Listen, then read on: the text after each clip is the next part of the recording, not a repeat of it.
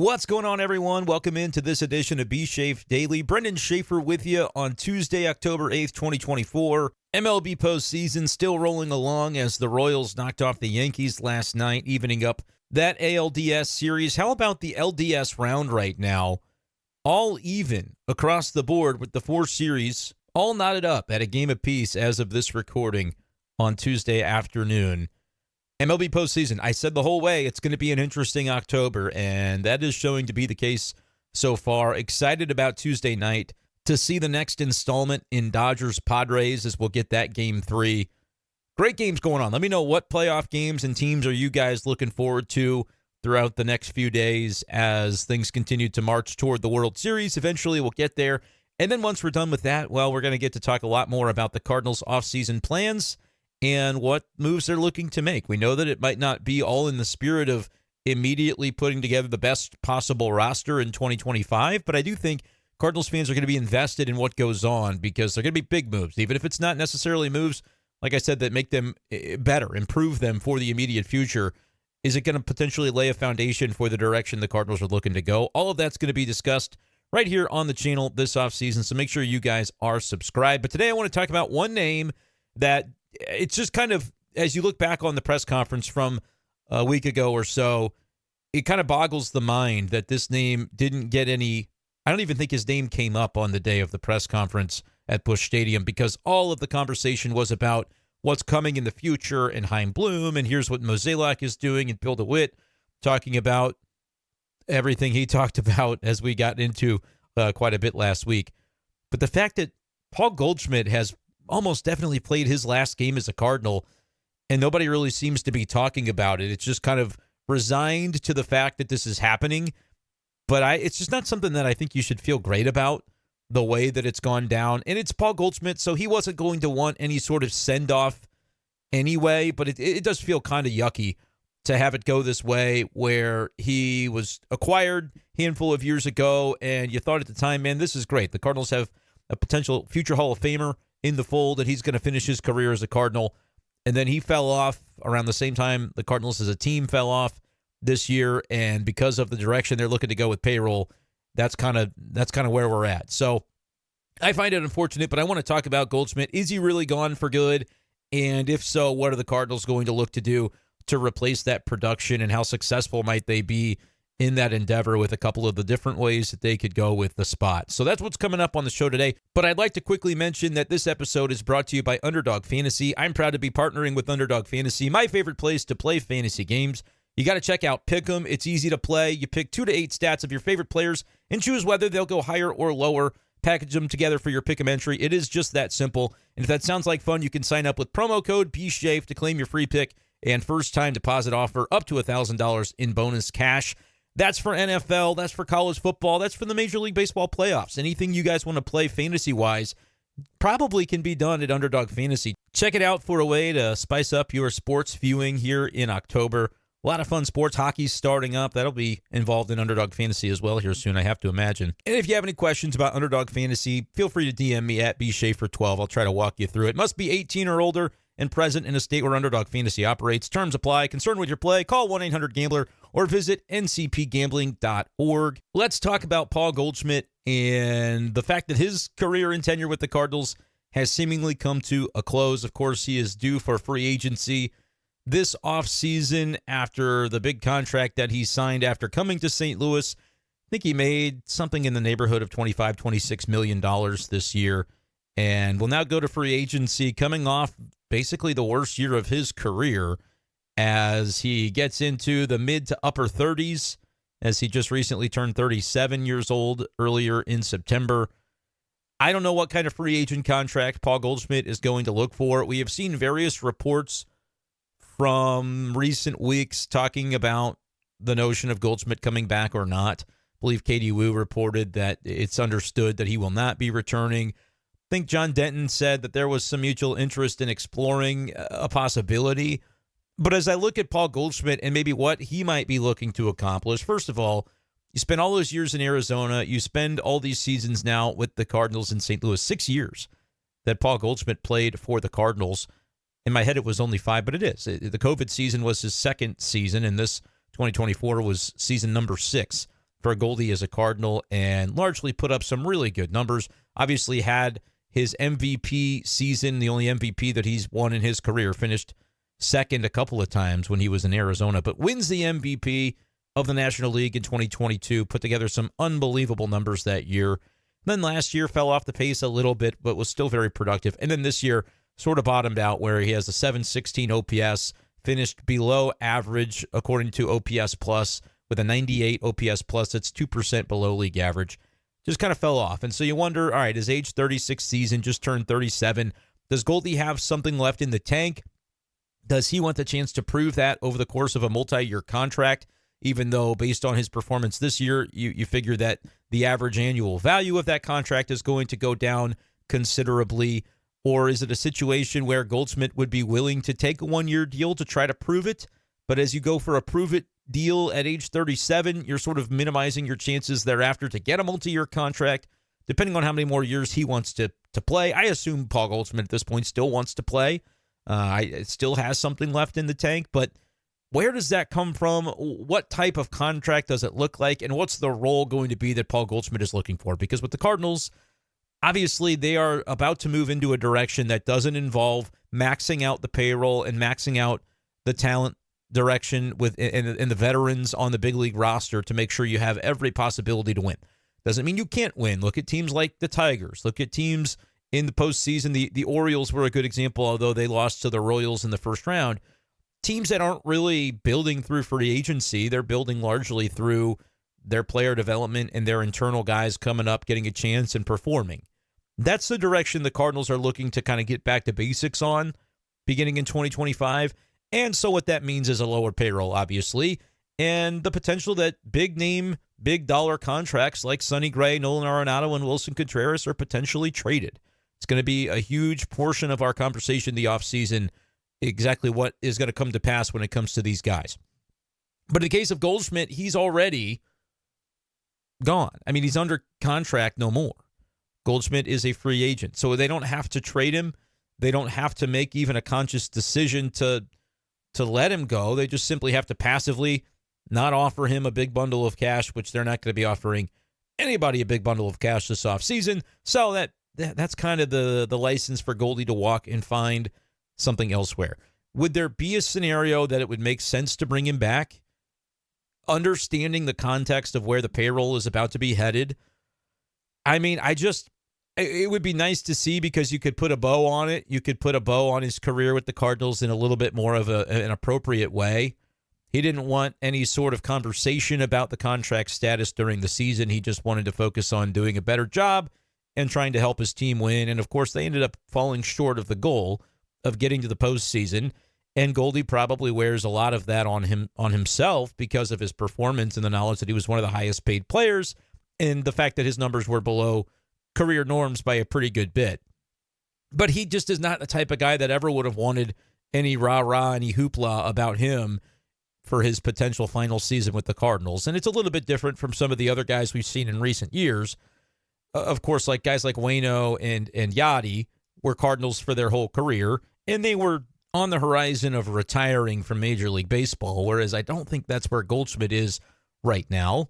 Albert obviously went to another team for a long time, but came back and got that swan song that final season, and you knew retirement was coming afterward. That's just not the case for Goldy. And Goldy, obviously, it doesn't matter a ton to me that he's not a career Cardinal because it feels like he's a guy that's been here for a long time and was supposed to end here with his career kind of on his terms, but elements outside of his control and really anybody's individual control of just the direction the Cardinals have gone. Maybe you could say Bill DeWitt and John Mozeliak had control over allowing this thing to spiral the way that it has with another consecutive seasons of no postseason. Like the last time that happened was 2016, 17, 18, and then they fired Mike Matheny in the middle of 2018. So, this has been something that it has rocked the organization to its core. And this time they didn't decide that field manager was going to be the position that they were going to look at. They're looking at John Mozeliak is about to be ushered out because of the goodwill and the equity he's built up with ownership. He's allowed to do it on his own terms. But Chaim Bloom's show is beginning soon at a theater near you. So this is the direction the Cardinals are moving this time as a response to not performing, not making the postseason the way that they expect to do and contend on an annual basis. But where it's left them is talking about a lot of big picture things and then having to make these decisions that are more concrete and more niche, like what do you do about Paul Goldschmidt? It just doesn't feel right that that's not a topic of conversation this offseason, because if the Cardinals had been in a different situation, maybe they sneak into a wild card, even if they get bumped in the first series, you could say, hey, we made it back to the playoffs. We made it back to October. We're going to do some tweaks to the thing to try to make it really sing next year. But otherwise, it's business as usual. It's not business as usual for the Cardinals. And so what that has meant is that Paul Goldschmidt's status kind of goes to the back burner, but it's something that the Cardinals are obviously going to have to address, even if they address it in a very passive way by simply not offering him a new contract. I think Goldshmid is gone. Like I said, there have been reports seemingly indicating that that's what's coming. I've been saying for a number of months that that's probably what's coming, just from intuition and reading the tea leaves on this thing. Not an inside source that says otherwise, but it just feels as though this is going to be the direction the Cardinals go. And then when you combine it with all the payroll stuff, it feels like it feels obvious to anybody that that's the way that it's going to go. Even if there is the notion of, no, the Cardinals, some reports that the Cardinals want to discuss it with Goldy and that there's mutual interest, that's all well and good. That feels like the kind of things that get leaked out in order to keep up appearances and make this not feel like a callous divorce. It's just more of a parting of ways, right? I don't think there's any hard feelings here, but it's just two entities that are ready to go in different directions because of the circumstances surrounding their lot in life, their spot in the universe. The Cardinals' spot is that they have to lower payroll. They feel they have to lower payroll because of all the circumstances surrounding their team, the Bally stuff, the lack of resources having been devoted to player development in the minors. They want to beef that up. So they're going to, in theory, draw from what they had been devoting to Major League payroll to do that. And it sets up a little bit of a different window, one that the Cardinals haven't really said specifically, hey, here's our timeline to get back to it.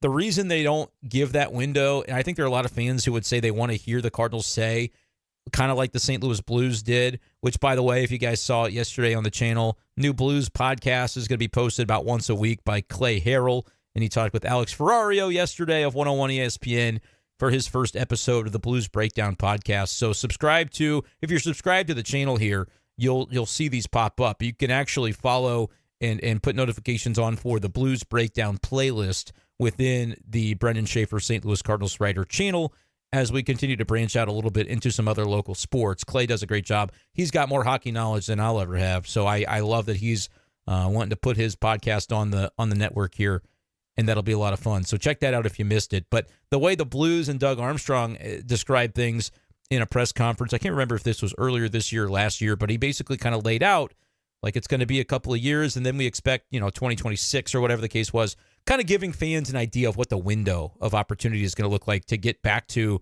a consistent competitiveness. But that's not to say that the Blues aren't going into this season thinking, hey, we can maybe try to sneak in with a wild card and make the playoffs, get to 90, 92 points and see where that gets us.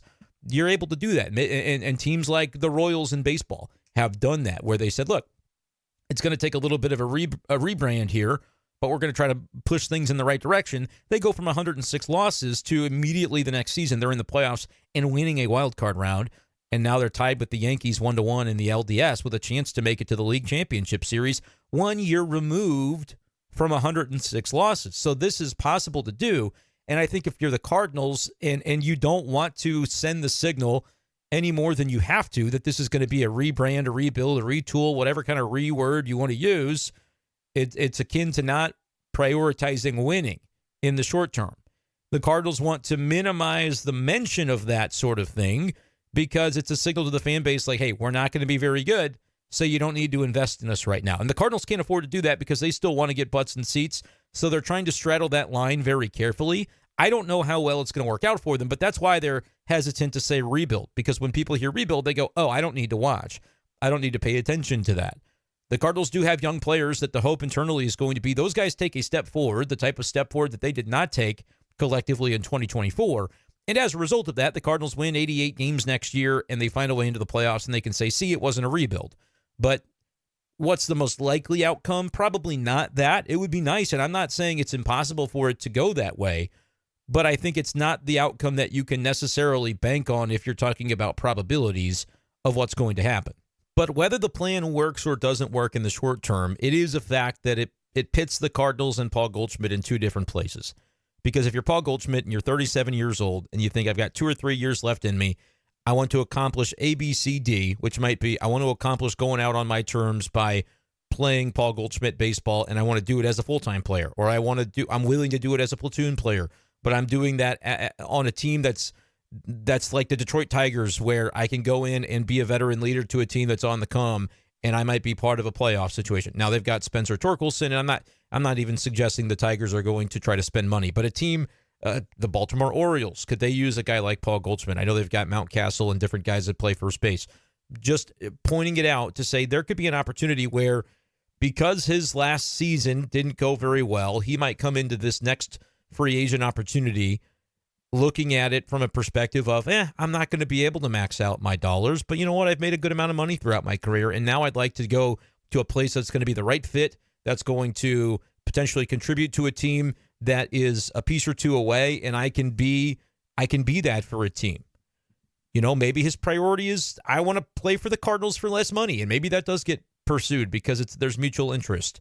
I just feel like the two goals of the entities right now, Goldschmidt being one entity, the St. Louis Cardinals being another entity, are diametrically opposed. Not because of any internal discord, not because they don't like Paul Goldschmidt, but just simply the dollars and cents and the business perspective of the direction both sides are, in our theory, looking to go right now. Again, we haven't heard from Goldy on exactly what he's looking for. What are the A, B, C, and D's of his goals over the next couple of years with whatever this contract could be? Does he want a one-year deal to then be able to have the flexibility to retire after one more season, or to potentially play really well and sign another big contract after this season? Not a lengthy one, but if he signs for 1 year, $12 million this offseason, has a great year, and then can sign for 2 and $40 because he just, shows everybody that he's still got it. I'm not predicting that, but I'm just saying, as the player, you can sort of go a number of directions. You can lock yourselves into a multi-year deal right now and say, I'm going to sign for 3 and $40, where I'm only getting $13 million a year, but I'm guaranteed the $40 million, and that's going to be my last contract. If somebody's going to offer that to him, I have no idea. And then there is also the notion of, will the Cardinals offer I know people have asked, would they offer a qualifying offer to Paul Goldschmidt? I think the answer to that is definitively no. I haven't seen any reporting that lays that out, but that's going to be a $20-some-odd million 1 year deal, and the risk is that he signs it. And you're the Cardinals, you're not trying to spend that money. So you have to basically, when you offer those qualifying offers, obviously it'd be great to get a draft pick. I don't think his performance this season was up to a level that you're going to find teams incentivized to pay a draft pick to sign Goldschmidt to a multi-year contract, knowing that there's a draft pick attached to him. And if you're Goldschmidt, I don't know that you turn down $23 million or whatever the QO would be. So if you're the Cardinals, you don't offer that without understanding the ramifications of the guy potentially accepting it on your payroll. When I just don't think Goldschmidt, if he's getting a 1 year deal, I don't think it's at even the value of a qualifying offer this season or this offseason. So I think that's a non-starter. But that's sort of where it lays out. For all those reasons, I don't see Goldy coming back. Would there be a roll on the Cardinals that would make sense for him? I think yes, in a world in which the Cardinals were kind of keeping the payroll stagnant. If they were going to keep it around what it was this past year, you could sign Goldy back for less than you were paying him just now. You could have a conversation about what the role would look like and say, hey, Burleson's going to play some first base. You actually did really well against lefties this year, Goldy, and we're going to have all the time against lefties. But kind of like Albert Pujols in 2022, if you're hot and you're hitting against everybody, you'll play against everybody. And during the periods where it's not looking as good, we don't have to keep throwing you out there for weeks at a time to go 1 for 19 until you find the next stroke of good luck, good fortune. We could be a little bit more careful with it. You could do that, and then you could obviously have his presence around. You could have his first base defense around, which I think more than anything will be the thing that the Cardinals miss the most. And it's probably an underrated aspect of it, because think about how many, Mason Wynn just feels the confidence to be able to let it rip and know that Goldy's going to cover it up. Goldy's going to scoop it. Arenado feels the confidence to let it rip. How many errors has Paul Goldschmidt arguably saved over the years from Nolan Arenado that turned into an out because of Goldy's ability to scoop it? And Nolan has the willingness to throw it over there in the first place because he trusts him.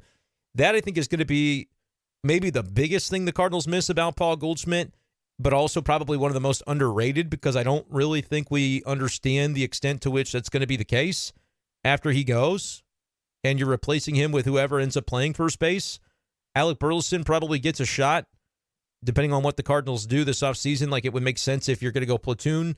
Maybe you sign a right-handed bat. Maybe you allow that bat to be Luken Baker that platoons with him. Burleson's played some outfield, but you've got plenty of outfielders. If Walker's going to be up and play every day, we'll see what the Cardinals do with that.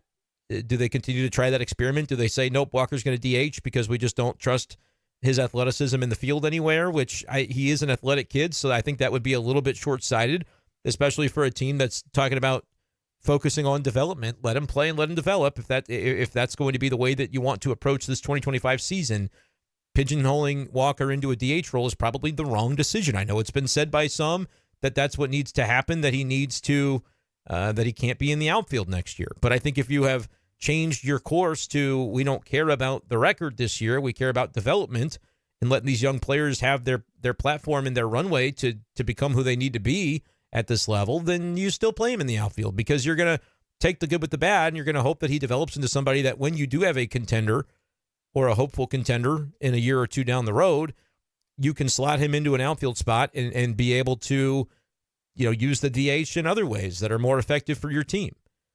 Whether or not that's going to end up working out, we'll see. Whether or not Alec Burleson can end up working out at first base, we'll see. To say that it's going to be difficult to replace Goldy at first for Burley is not really even a commentary on what I think of his first base defense. It's more a commentary on how much they're going to miss Goldy and the big shoes that he's got to fill. Luken Baker is another interesting conversation here. If they don't want to spend any money, you do have Luken Baker that maybe isn't super fleet of foot defensively at first base either, but showed himself a little bit in the final month or so that he got to play. Didn't hit for much of a batting average, but he had good plate discipline and, had a home run, had a triple, couple extra base hits. He had 49 plate appearances, so a very small sample. Kind of concern was, they're going to do this with Luken Baker like they've often done with some of these AAA guys. He succeeds in AAA. They don't really give him a true look in the big leagues, and then they DFA him off the 40-man for whatever they need to do in the offseason. But that would have been my guess as of a couple of months ago, before we really understood the extent to which the Cardinals might be tearing this thing down. I didn't think there would be all the smoke of potentially trading multiple names like Sonny Gray, like Arenado, and maybe even like Wilson Contreras. I don't know that that's going to happen, but it certainly seems at this point that it's very plausible that it could happen. And maybe those guys demand it or ask for it, and that pushes the Cardinals even further in that direction. But in that world, might as well take what you have in Luken Baker and see if he can't be something for you as the short side of a platoon where he starts against lefties and against righties. He's on the bench, but he takes a good at-bat off the bench. Matt Carpenter has said he'd like to continue playing. He'd like to. I don't think that's something that makes sense for a Cardinals team that's not prioritizing a playoff run in 2025. So that's a bench spot that opens up. I think you just flip that first base, bat off the bench type from being a lefty in Carpenter to becoming a righty in what you're going to get from Luken Baker. And if he's good enough or not, it doesn't really matter. You can take a full year to know. And if he is, then you luck into somebody that's, still in his 20s and can be a cursory part of your roster for the next few years, maybe even still a nice little bench bat by the time you get into the contending years again, the years where you're able to prioritize parts of the roster that you're not going to be prioritizing this year. And then with Burleson, you're able to kind of see what that looks like, knowing the number of outfielders that you're going to have to kind of find a way to fit in. Maybe Burley could play some first base rather than be in the outfield every day, which allows you to do some of the other things that you need to do, find out about some of the other younger players that you need to find out about. Guys that you think you know about, like Newt Barr, going to be out there. Guys like Jordan Walker, we said, have got to be out there unless you're going to change course with him. What's it going to look like for Nolan Gorman and Donovan? Two guys that could play second base, but Donnie can also, like if you trade Arenado, Donnie might be your third baseman. Or if you don't, you could still slot Donnie back into the outfield and figure it out from there. But there's some moves that could end up being made. So the Goldy thing seems to be rather definitive in my head that he's not going to be back. But where the Cardinals go with that role from there, I think could be very interesting. I haven't even mentioned the catchers that could find their way to some playing time at first base as well. If Wilson Contreras stays and you're Ollie Marmol trying to maximize the daily lineup, like again, the organization might not be maximizing 2025, but if you're Ollie Marmol, the manager of this team, you are trying to win every single game and make the playoffs. And so could that be trying to find a way to fit more of those catcher bats in the lineup than you really did this year, which could mean Ivan Herrera or Contreras plays some first base, and one of them can DH and one of them can catch. Pages is still in the picture. Are all three of those catchers going to be around next year? If Contreras gets traded because maybe he decides that after he told the front office, hey, 1 through 9, we've got holes in this lineup, and they decided to do nothing about it and told him, hey, man, it's actually going to look like it's going the other direction. You good with that? And he says, all due respect, no. Like, if that's the way it breaks down and they trade him, then okay, you're talking about Ivan Herrera really getting a shot and Pedro Pages, either backing him up or splitting time with him.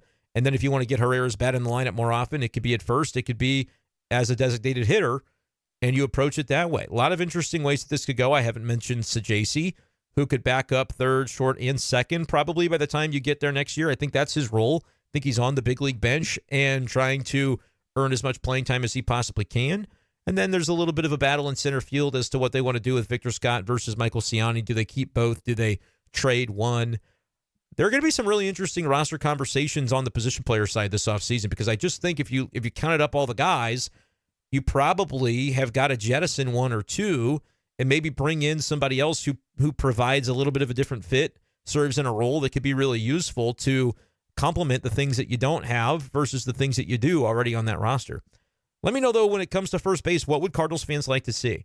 Maybe you really want to see them find a way to work it out with Goldy, but just understanding the payroll constraints that they are self-imposing, I don't find it to be particularly likely. Maybe you want to see them say, hey, you're paying Goldy $26 million. You could sign somebody for 10 to 12, and maybe that turns into the answer. Maybe Christian Walker signs for $18 million a year, and you say, yeah, we're cutting some payroll, but that's because we're going to take those $11-12 million allocations that were going toward Gibson and Lynn in the rotation, and those are out the door, and we're trading Sonny Gray because he asked for it. Like, we don't know what's going to happen there, but maybe he asked for it, and maybe the Cardinals are able to not have to eat very much of that money because they say, we don't care what prospects we get back for Gray.